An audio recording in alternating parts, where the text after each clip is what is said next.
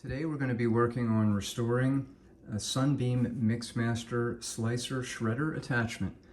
This one fits on the old Sunbeam Mixmaster 7B, and this is now just restored, but to show you what we can do with this, I'm going to load in a bunch of carrots here, close the lid, turn it on, and start shredding. This is from an original catalog for the Sunbeam Mixmaster, and you can see here the attachment mounted to the mixer itself, and you've got various options for slicing and shredding with various wheels. And so we're going to take this all apart and get this back into working order. There is a wing nut here. This is reverse threaded, so I actually have to turn it clockwise to remove it.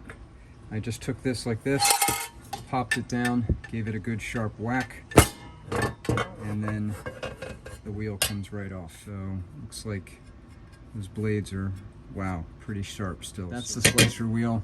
Looks like here's one of the shredder wheels, and it came with another more coarse shredding wheel.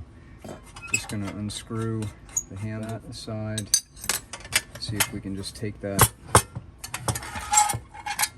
entire plunger out. Good. And now we can work on the gearbox. So this nut is a 3/8, so I'm just going to work this loose. Okay, and there's a lock washer. That's good. Inside should have just, okay, that's the bolt, so I don't lose pieces here. I'll match that right now temporarily together.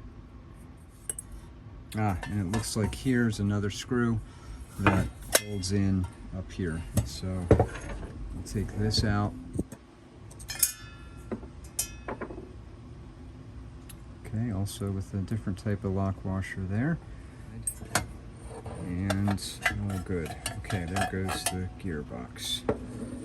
Oh yeah, so you can see here, we'll clean that off later.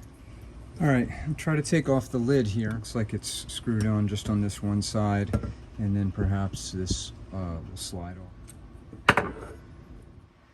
Again, a small lock washer.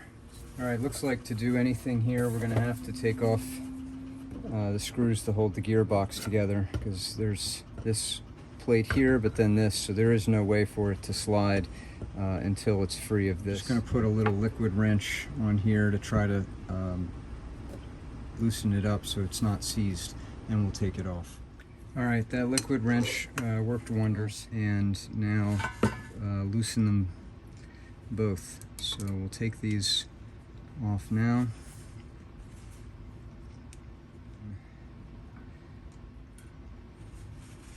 So we're also going to have to take off this screw here. Okay, that's probably the grease fitting for the gearbox. Alright, next, we'll see about this nut. We just put a few drops here like this, just to let it penetrate behind, and give that a few minutes.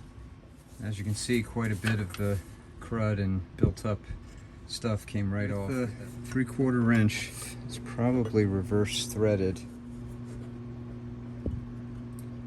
There we go. Also looks like a spring comes up when I turn this clockwise. You can see it poking out here with a little spacer or washer. So just work that out.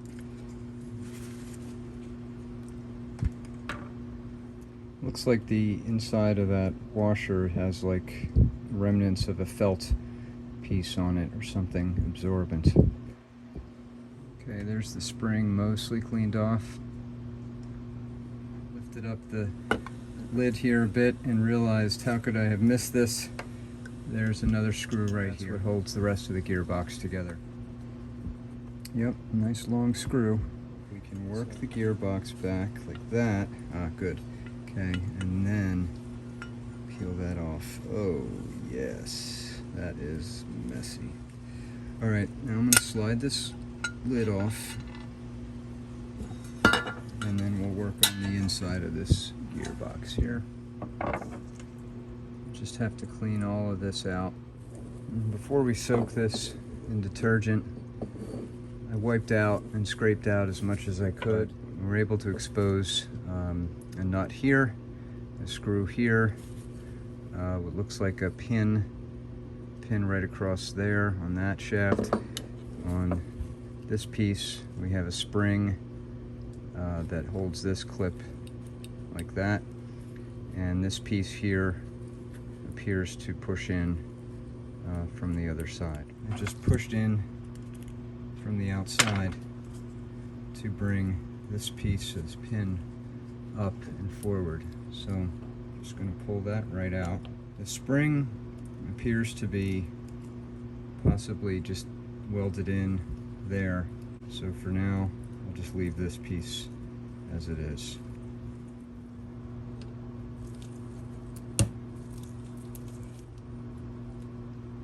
The nut on the inside here is 1/2 inch. All right, that was pretty difficult. I actually had to pinch this bottom piece in a vice grip to hold it, and then used a socket wrench, 1/2 inch, to loosen it. It's counter threaded, so turning it to the right loosens it. Okay. All right, to get out this gear, I actually just ended up turning the shaft, and as you can see, it's backing out of the gear right there. So just threaded that out. Yep, there we go. So this is how the shaft went inside. There's a black collar here with the gear threaded on this piece on the end. Notice on this one we have the pin here, but this gear slides right off. And here's the other half of the gearbox, just wiped out and ready to be scrubbed. Put in some detergent, and I'll come back on when I'm done with this. We still have more cleaning to do. I'm going to move to isopropyl alcohol, rubbing alcohol, to try to dissolve the rest of the grease. You can see there's still some grease on these parts. We can do better. So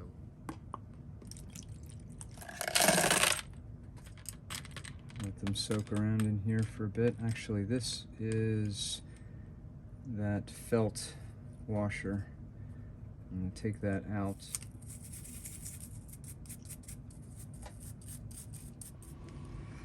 So I just cleaned the larger of the two spindles here, and notice that it looks like there's 3 like cardboard or wood spacers here, meaning that this is probably 2 separate pieces. But I don't want to damage this. I can grip it here, but there's no real spot to grip it on this side, and I don't want to risk breaking it.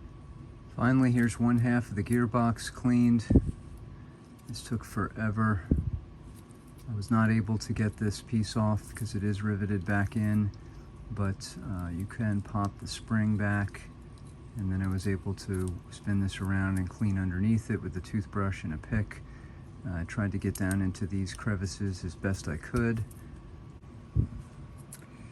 Here's the other half of the gearbox, finally cleaned as best I could. And here's the lid, also cleaned up. I'm just going to have some more isopropyl on here to soften this up. All right, now this is all cleaned. There's everything laid out to dry. We'll come back and begin re-greasing and putting it all back together. So I got some food grade grease for mixers. I'm going to start with this pin that we took out from here before, that was holding this spring piece back like that. So we'll grease in here and insert this, and we'll grease around this spring too. Just going to use a Q-tip to get this in to the cylinder here.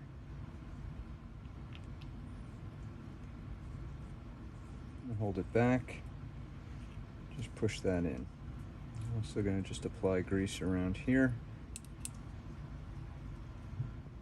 Now we'll move on to the next piece with this gear that's going to sit on this shaft like this and go through here in like this.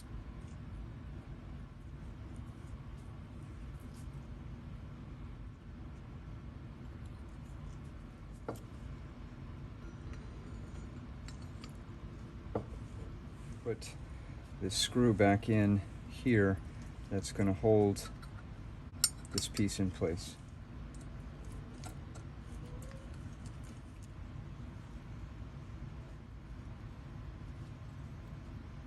Right now we're going to put the spring with the washer cap and that felt piece on top in over this axle.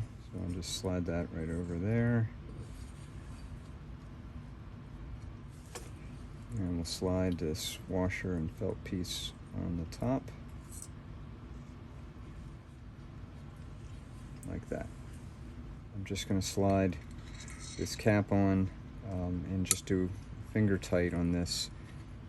Remember, this is reverse threaded, so I'm going counterclockwise to tighten it, but I'm just going to leave it loose like that. Now we're going to put this other spindle or axle in from the back and attach it to this gear. Remember, this is also reverse threaded to tighten it like that, and then eventually when we're done that, we're going to put this nut on top like so. Just apply some on this too.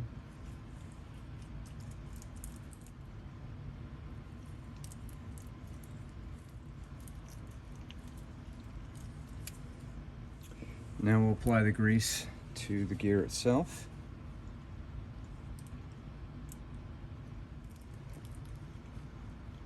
Again, notice that it's reverse threaded, so I'm turning the shaft counterclockwise, and that's pulling that gear right down into place.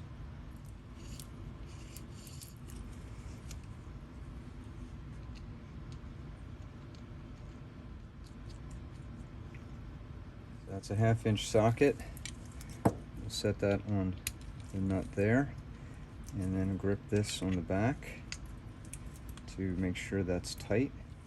Now we can tighten up this top nut here. That was a 3/4. Give that not too tight, but just enough to hold that in. So I'm just going to work the grease in here. When putting the gearbox back together, in order to keep these two spinning, this spring-loaded piece has to be set into this notch here, and then this pin goes into the channel on this gear here. So when I put this in, I line up the pin there, and then I pull it down, and I'll hold it here. But now with that locked like that, this spins and this spins. If I don't have this in this notch here, this will spin, but this will not spin. It holds it up. I think it's a safety. Slide this cover back on. So I have the lid on and in the closed position with this rectangular piece facing this way. I've pushed in the pin here as far as I can without letting it slip off of that spring-loaded piece. And I'm going to try to set this in and get it in the channel so that it holds that gear down in place like that. Ah, now it works. Okay, so that's the trick. You just have to push it in just enough to get this lid on, have the lid in the closed position like this, and then now it's spinning. One shaft spins the other. So what I'll do is put this screw on with the lock washer, just kind of not all the way tight, but just to hold it in place. And then we'll get these two gearbox screws in to hold the gearbox in place. And I think that's how we have to do it.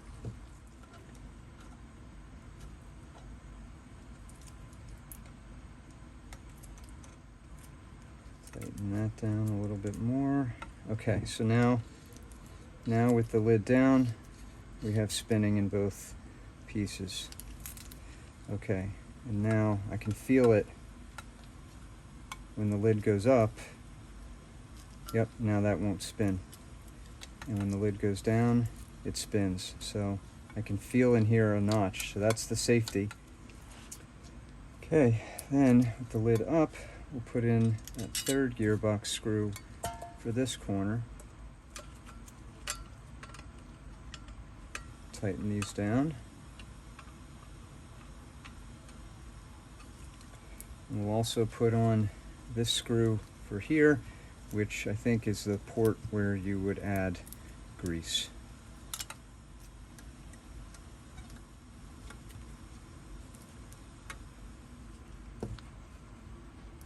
Got the gearbox back together. Everything is tightened down. Let's reattach the gearbox to the housing. So we have that lined in like that. Let's lift this up. It should align just like perfectly like that. To attach that, we've got the bolts that comes through the back, the lock washer, and then the nut on the top. So just going to reach in from here and get that bolt through. I'll hold it from the back like that. I'll put the lock washer on the front, and then I'll set down the nut. This is a 3/8. We also have inside here another screw with another type of lock washer. We'll put that on. Feed that through.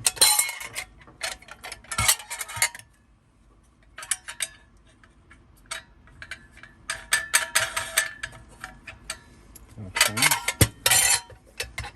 And then the last thing would be to attach one of our wheels here.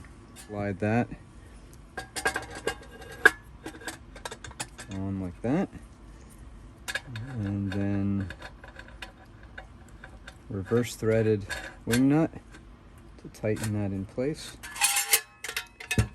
Let's give it a test. Here we are with the Mixmaster 7B. I've taken off the bowls and the beaters, and we're going to attach the slicer. So to do that, I'm lifting up the top. It's unplugged, of course, to start, and I'm going to get this slot in to the left side, and then once that's in, just rotate the lid down until it sets into both of the holes on the bottom like that. Now we can plug it in and give it a test.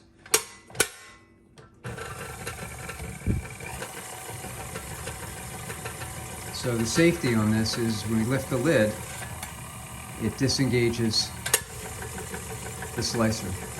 So if you leave the mixture on, you want to add some food and not shut the mixture off, you can do that. I got some carrots here, and we'll load them in. I'll pull back the plate, and I'll just set them into the bottom of the tray. Close the lid.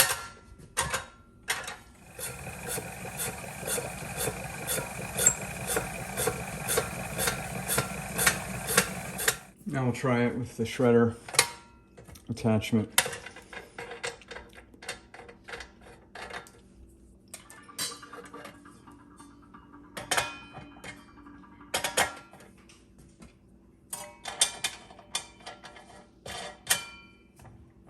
All right, we'll load up some more carrots here.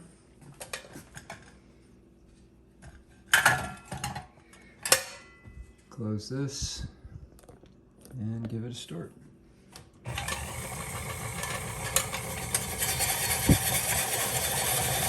And look at that.